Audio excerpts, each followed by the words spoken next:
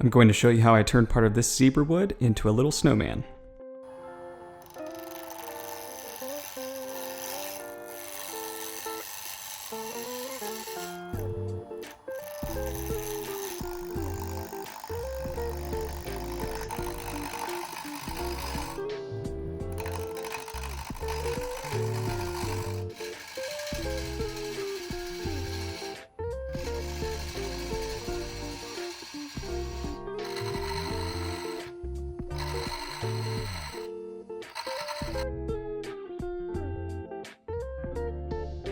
I used a small ruler and a Sharpie to make sections so that I could determine how big I wanted each snowball to be.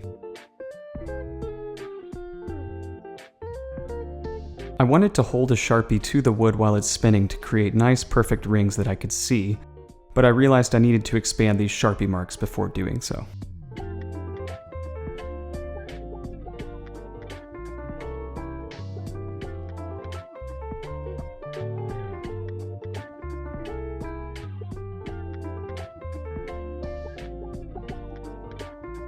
Now I'm ready to start turning.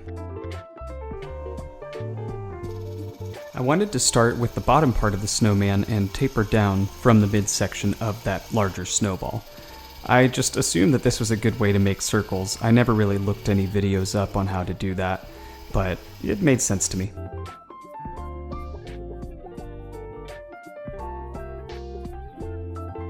From this angle you can see that currently that lowest section looks more like a diamond shape with the taper, so I'm trying to round it out with this diamond tip tool and see if that makes it look any more round.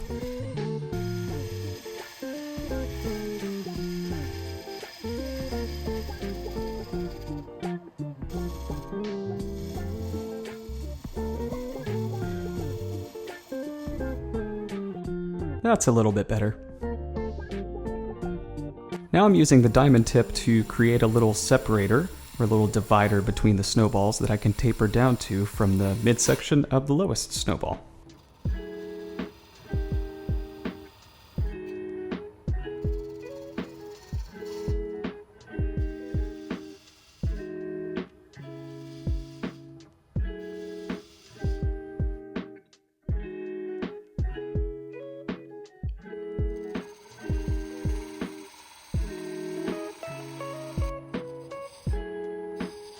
Now we're getting there, but making spheres is actually a lot harder than I thought.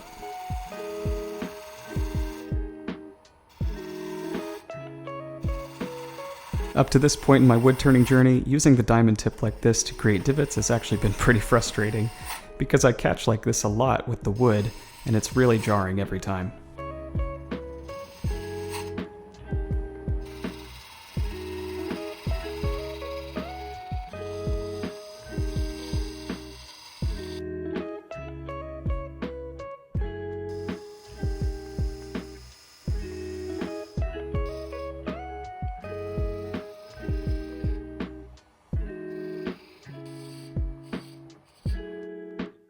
At this point I considered making this part of the snowman a little top hat, but I ultimately decided against it and just wanted to make the head smaller and rounder.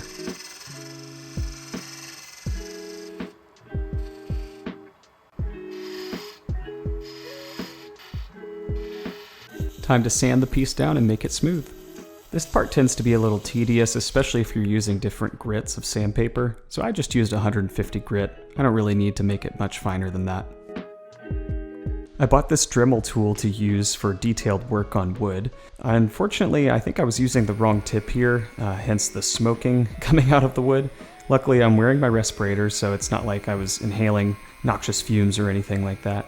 But in the future, I will definitely use the metal burr tips instead of doing what I did here.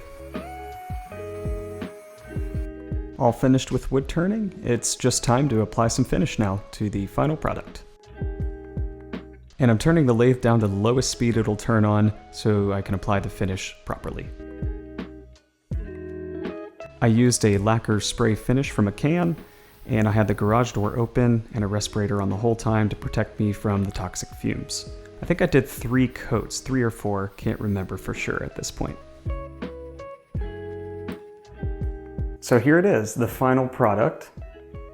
I thought it turned out pretty good in terms of the finish. This was actually my first time ever applying finish, so it's pretty decent. Also, I forgot to mention, after the third or fourth layer, whatever it was, of the finish, I ended up using 4/0 steel wool to just kind of burnish off the finish. I saw that on YouTube. Apparently that's a good thing to do to make it look even smoother. Unfortunately, I was unable to round off this top and make him, you know, a nice, neat, rounded snowman. The reason being, I was told by my mentor after I'd already done all this that I should have had excess wood that would end up being just sacrificial. You wouldn't use the wood in the actual end product, but that would at least help it hold in the chuck so I could turn it like this and then come at it from this angle and round off the top. So that's a lesson learned. I need to sacrifice a little bit of wood. I guess I was just being greedy and didn't want anything to go to waste. But yeah, that's part of it, I guess. You know, in the future, I might even create another snowman to one-up this one and show, you know, that I can round off the top once I get it mounted in the chuck. Last thing I'll say is, if you happen to notice the red around my eyes, I think it's just some sort of allergic reaction. I actually am allergic to a lot of common types of trees, like birch and you know, different things like that. So I don't know if working in wood turning is exacerbating that. Even with my respirator and wearing, you know, eye goggles a lot of the time, maybe I'm still having some sort of reaction from working with wood. But all that to say, I'm totally fine, and you know, it's just something I'm trying to figure out how to alleviate those symptoms. So yeah, thank you so much for watching, and I will see you in another video.